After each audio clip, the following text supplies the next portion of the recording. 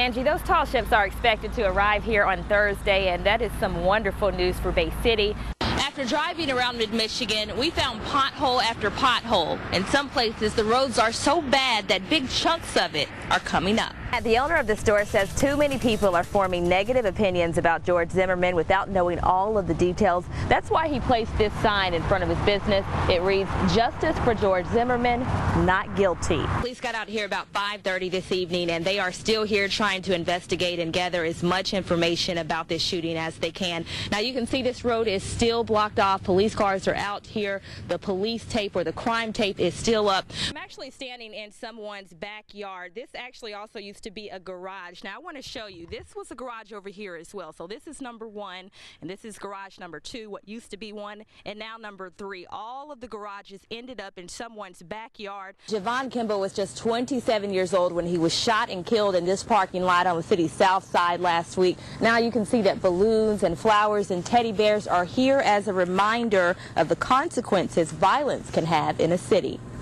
More than 20,000 abandoned properties in Genesee County, and the Genesee County Land Bank owns almost half of them. But next to abandoned properties that are just like this one thing you're going to see a lot of is a lot of tall grass. As you can see, there's a little bit of slush on the road, but things are moving along okay. But then if you come back over here, I want to show you the sidewalk now, just to show you how much snow is on the ground. It's about 9 inches. So community leaders argue that what happened to Trayvon Martin could have happened to anyone. That's why members of the organization plan to march in 100 cities across the country. And when you're driving on the roads, one thing to keep in mind is that this snow can easily turn into ice.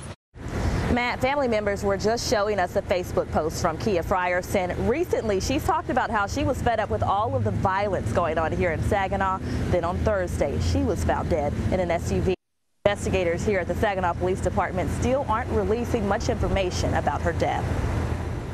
I just want justice. Michelle Frierson is desperate to find out who is responsible for the death of her 22-year-old daughter, who was found dead in an SUV Thursday. Police say Kia Frierson appeared to have been shot. I never would have thought this happened. The Arthur Hill High School graduate was 5 months pregnant. She was expecting a girl. They took 2 lives from me. And it's like a bad dream. Everyone who knew Kia described her as a people person. Close friends want someone to step up and help them get some answers. It's time to put our foot down and say no more. And I'm pretty sure the person that murdered Kia, they're probably watching right now. You know, it's like, turn yourself in. That was a very coward act. To murder a woman that's pregnant. Michelle's last memory of her daughter was Thursday, just before she was killed. I could hear a man's voice, and he said something about coming to pick him up, and she walked out of the house. I tried so hard to keep my kids on the straight and narrow. That was one of the times I probably should have just stopped her. That'll eat me up for the rest of my life. Police say they're waiting on an autopsy to confirm the cause of death. If you have any information, contact Saginaw Police. Live in Saginaw, Siobhan Riley, ABC 12 News. Traffic is moving once again this evening, but the accident that set off this chain reaction happened in a split second. This is a picture taken by a motorist on US 23 moments before the accident happened. We saw that a little bit earlier. Snowy, whiteout conditions, they are to blame for what you see right here. In the end, 32 vehicles were involved, and a dozen people were taken to area hospitals. Their injuries still unknown. Tonight, we have team coverage of the accident. We begin now with ABC 12, Siobhan Riley. She joins us now live in Mundy Township along North US 23. Siobhan, what's it like out there on the roads now? Well, Matt, the roads are much better, but we spoke with one driver earlier who said she was scared for her life. I want you to take a look at US 23. As you can see, traffic is moving along much better, but it wasn't this way earlier. The next thing you know, there was cars going all over in front of me. There was accident after accident on Highway 23 this afternoon. Semis were even crashing into cars. Rick Klein, who's a truck driver, said this is one of the scariest things he has ever seen. I got off the road, and as soon as I was able to get off the road and out of the way, it was just one after another. You could hear these loud slams, one after another, and it kept happening. Wreckers were lined up along with emergency crews side by side. Car after car was being towed. In a split second, there was no warning. It just happened. Man, they were piled up. I got hit twice, and they were piled up. Drivers are calling this a bizarre moment. They said they couldn't see anything in front of them. It just happened out of nowhere, and someone spun out, and it caused a chain reaction, and it was white. You couldn't see one car in front of you. Now, a lot of volunteers came together. Volunteers with the Salvation Army were out here earlier providing assistance. Now, we're going to go ahead and talk with Randy Conant. He joins us live from Fenton Township with more. Randy? Matt, Jaden's father said his son loved giving to others. Now people are continuing his legacy by paying it forward. Tom Lamb remembers the final days with his son Jaden, who lost his life after battling cancer for 2 years. It's hard to do, but I held him and I was rocking him, and I looked down and kissed him and told him it was okay if he wanted to go to Jesus. Jaden would have been 9 years old on December 12th. He loved playing with his toys. Trucks were precious to him. His family started a Facebook page this year called Keep on Truckin' for Jaden. This is hard to imagine not having him anymore. Jaden's death has people in the world and in the community helping any way they can. There are powerful stories on his Facebook page about random acts of kindness.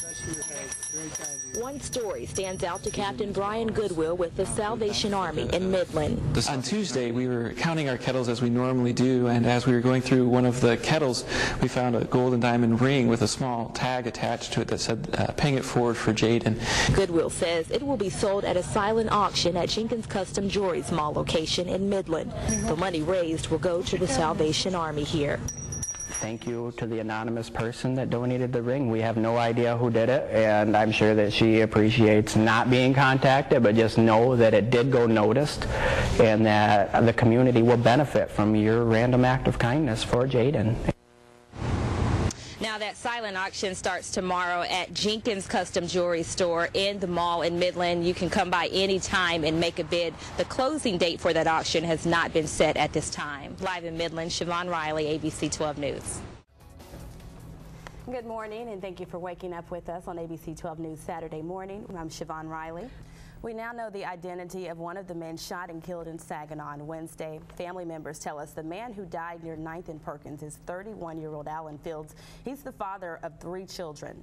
As if commuting isn't already a headache, add it to a 2-hour detour on your way to work, and you've got a busload of angry people. Angry. New Jersey Transit did issue a statement saying they apologized to customers for their experience. They say they're investigating the situation and plan to take appropriate action. A new law in Texas is changing the rules of unemployment. The message, if you're using unemployment, you can't use drugs. The idea behind the bill, according to Perry, is that people collecting unemployment should have the responsibility to be prepared to work when that opportunity presents itself. There are numerous wildfires burning throughout Colorado, including the Black Forest fires. It has been confirmed now that 2 people died in that fire. Why did the black bear cross the road? Well, we don't know that answer. That's a really good question, but we do know that he did so during a long stroll in Knoxville, Tennessee. The medium-sized bear was spotted in an Arby's parking lot before safely crossing the highway and running through several neighborhoods. Could you imagine gardening and then coming? I don't even want to know what that would feel like. That's unreal. It's crazy. Well, thank you for spending your Saturday morning with us.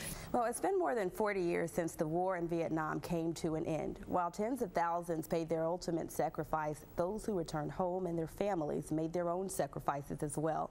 They were honored in Washington, D.C. yesterday, including 2 from mid-Michigan. ABC 12's Ted Fioraliso takes us there. And of course, when you get large crowds like this together, it's always a good idea to have proper security. And joining us live from the island this morning is Sergeant Michael East of the Saginaw Police Department. Thank you so much for being with us this morning.